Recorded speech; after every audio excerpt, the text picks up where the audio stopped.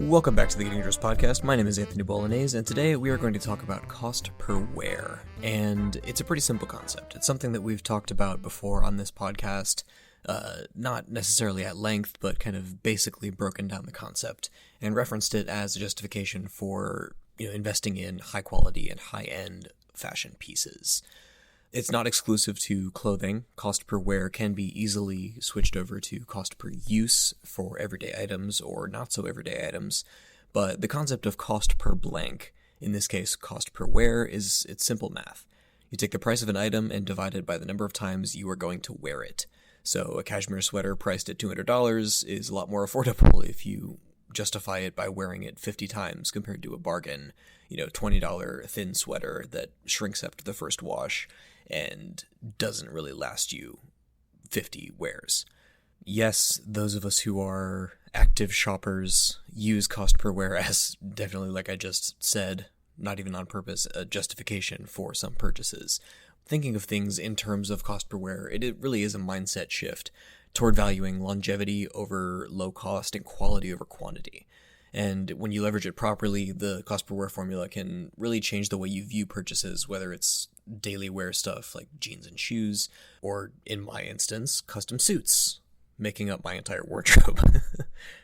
So how can you calculate and use cost per wear in an effective way for yourself? So whether you're out shopping or if you're just online shopping, keep the cost per wear formula in mind, even if you're just kind of perusing. Do the quick math, even if it's just a mental note, and ask a couple of questions of any item. So, like, how many times am I likely to wear this? And you can kind of be harsh on yourself in that regard. Is this item versatile enough to pair with other items that I already have? So can I wear it with a pair of shoes that I already have, or do I already have, shirts that go well with this? Whatever the item is. And lastly, and this is the one that kind of is most important to me, is the quality good enough to last? So here's a scenario. A $1,200 sport coat might seem like a steep investment, but if you go to networking events, happy hours, or like date nights or anything like that often, and can see yourself wearing it a handful of times over the next several years as it lasts, that's a pretty low cost. So let's say you wear it 50 times over the next 3 years, and it's a $1,200 sport coat. That's $24 per wear. So that's $24 every time you put it on, and that's just over 3 years. If your $1,200 sport coat doesn't last you 3 years of use, then call me. I will help you. But if you compare that to like a $300 jacket from H&M or something like that might only last for 10, 15 wears and maybe 1 or 2 dry cleanings before it shows signs of cheap quality and needs to be replaced, it's not such a drastic difference after all, especially if the more expensive one makes you feel like $1 million every time you wear it. Most likely that will not be the case for the less expensive item. You can also use cost per wear when you're doing your own wardrobe audits. So it's spring right now. The pollen is ruining me. That's why my voice is kind of shot right now. But you can definitely use it when you're switching over your wardrobe from, in this case, fall, winter to spring, summer. So in my case, this is the time where I'm pulling sweaters off of the hangers and putting them in storage until next fall.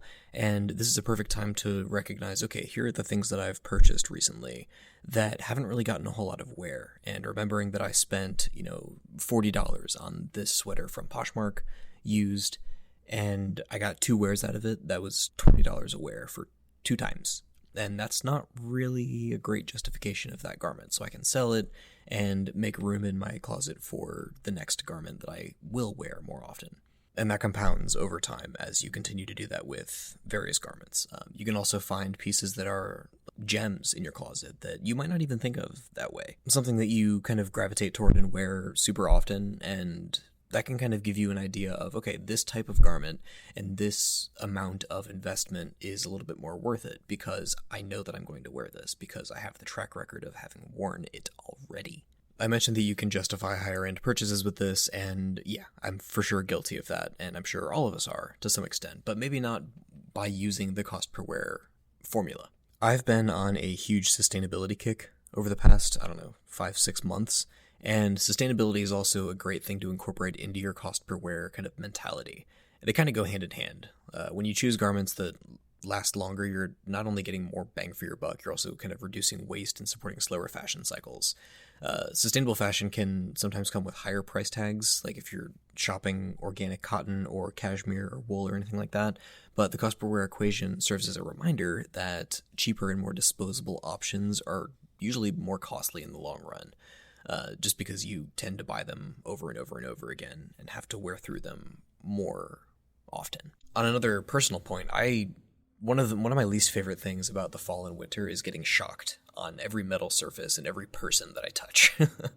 I don't get shocked nearly as often anymore because this year I went on an absolute tear of reducing the synthetic materials in my closet, and it's been great. Like, I still will get occasional shocks. No garment is completely shock proof, at least in the daily wear category, but organic materials are definitely a big step in the right direction for that, and I got shocked a lot less this year than I would have than I did any other previous year. So organic fabrics will last longer, presuming you take care of them, and they will also treat you better. And that overall kind of helps with your cost per wear. You're going to be more likely to wear something that is comfortable and lasting and quality. So that cost per wear is going to go down the more you wear it. Kind of a short one, but overall, cost per wear is more than just a numerical value attributed to your clothing. It's a tool that you can kind of empower yourself to make wiser and more sustainable wardrobe choices for yourself and help yourself keep your wardrobe not minimal, but not cluttered.